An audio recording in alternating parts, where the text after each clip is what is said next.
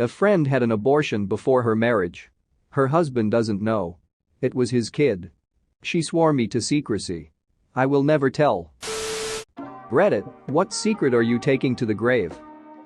What do you know, it's my favorite bro, back to watch another storytime with the boys. So good to see you, my man.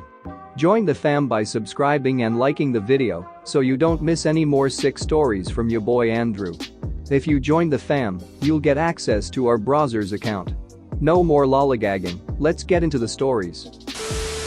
The first person I ever fapped to was Wanda from the Fairly Odd Parents. In 7th grade, Joe thought Brandon put the lime salt on his brownie, but it was actually me. Me and my wife were going through tough times. I just got back from Afghanistan. I played Russian roulette with my .357 Magnum, 3 loaded. I lost. Getting a divorce now and alive. Bacon is always the first food to be cooked by my father in the mornings. As a child, I would steal myself an extra piece and blame it on my little brother. Hence, I'd get a total of 3 pieces, and Broski would only get 1. Looking back, the oldest kid gets away with so much crap. My dad's a National Socialist and he regularly goes to meetings. I was raised on Germanic folklore and the idea that I'm superior to others because I'm of German descent. I have plenty of Jewish and Slavish friends, and I just tell them my dad died when I was younger. One night I woke up with my mind in a twist. My mom was in the hospital at the time. I had a crazy urge to call them and check on her, but I reasoned not to because I couldn't think of an excuse, so I fell back to sleep.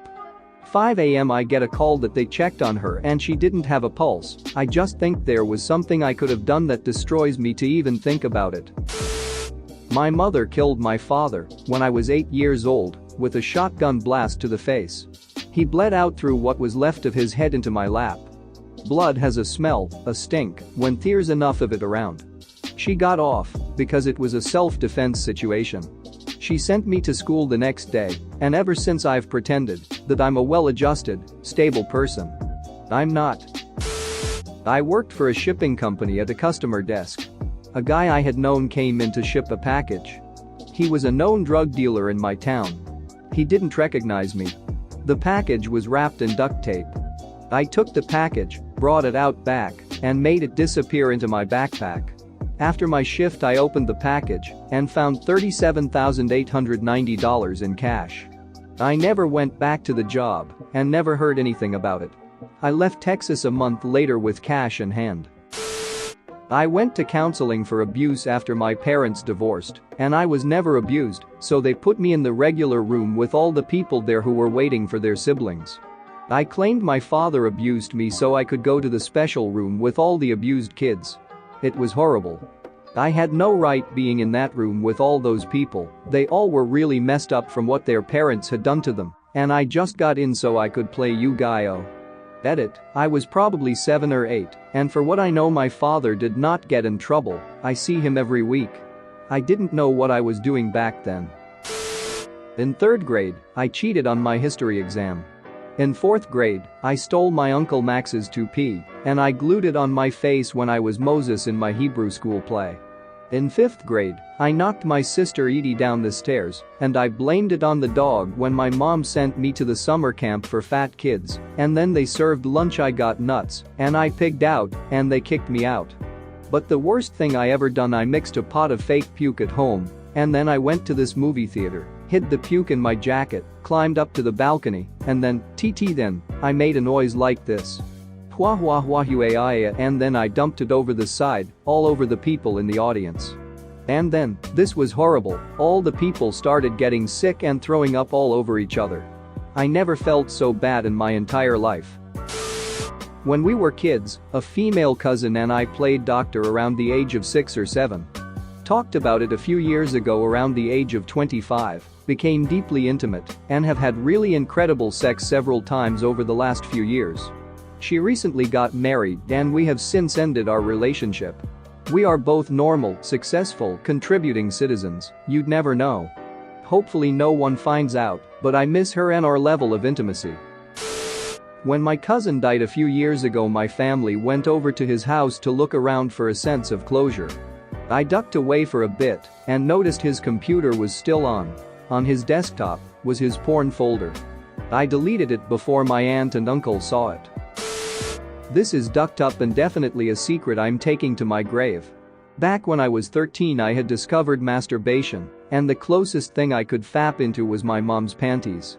I used to steal her panties, lick them, sniff them, and wear them around the house under my pants. I would cum on command while talking to her while trying to keep a straight face. It was weird and exciting. Well into my teenage years, whenever my friends would invite me over, I used to sneak into their parents' room and the sisters' room or their own room and steal their panties. I would wear their panties and do the same, talk to them, while cooming with a straight face. They had no idea, I hope. It was also exciting to me, and it's ducked up as well. Thongs, G-strings, boy shorts and normal granny panties, I've accumulated all over the years and had close to 200 pairs. A few years ago I got serious with a girl. I fapped in her mom's panties as well and moved in with her. I had to dispose of my precious panty collection, so I did with sadness. Now I work in a job where I take care of people's luggages. Sometimes I go into female luggage and steal their panties, fap in them and return them in their luggage. Call me sick, I know it's ducked up, but it's a secret I'm taking to my grave. Might as well get this off of my chest. Without going into great detail, purposely vague, more than 5 years ago I was a part of a group of 3 to 5 people that would successfully take the MCAT in place of others for a fee. We were all adept at taking the exam. Our clients were old money types with kids who could not make the cut or didn't want to try. The fee was $100K plus any other extra charges. Fake fingerprints, IDs, prosthetics, you name it, and we did it. I had no qualms doing this as my reasoning was, if they can't pass the exam, how in the duck would they get through med school plus steps? Take their money and let them fail out of med. No problems until one of the clients actually managed to get through school and had racked up some malpractice, thankfully nothing too serious. It hit me hard to the point of attempted suicide. I quit and went to therapy, and the group disbanded for other reasons shortly thereafter. I'm doing much better now. But this info is staying with me from people that I know and staying with you, random reader. When my brother committed suicide I was walking into his house to go hang out, and I never knocked because we're best friends, so his house is my house and my house is his house. Anyway, I walked in, got some food from the kitchen, and figured he might have a girl over because usually he'll hear me and say what's up from across the house, so I didn't bother him. I've been in his house eating for about 10 minutes when I hear the gunshot that killed him. When anyone asks I tell them I found him like that.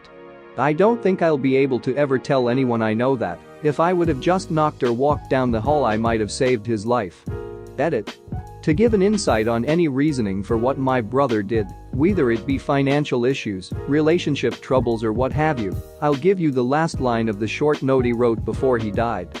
It reads, "So I am truly sorry if you think I'm being selfish when I have been selfless my entire life, and it has left me with nothing. Rest in peace, brother, I miss you." I'm not sure if I'm going to take this to the grave or not. Several months ago I, 22, had I'm lonely and you're lonely sex with my ex-girlfriend, 19. The next day we woke up and decided mutually that it was a mistake, we should move on, etc. Well, that small mistake turned into a larger one. She got pregnant. We wrestled with a lot of things for the next few weeks. Did she want to consider abortion? No. Did she want to consider adoption? Possibly. How do we tell our parents? My parents would be upset, then immediately turn into the supportive parents they are. Hers would absolutely cut her off, never talk to her again, completely disown her. They told her they would, hundreds of times, when she was growing up. So, we struggled. 1 week turned into 2, which turned into 3. She was now 8 weeks pregnant. I get a call one night last week around 1 a.m. She said that she is heading to the hospital, that something isn't right.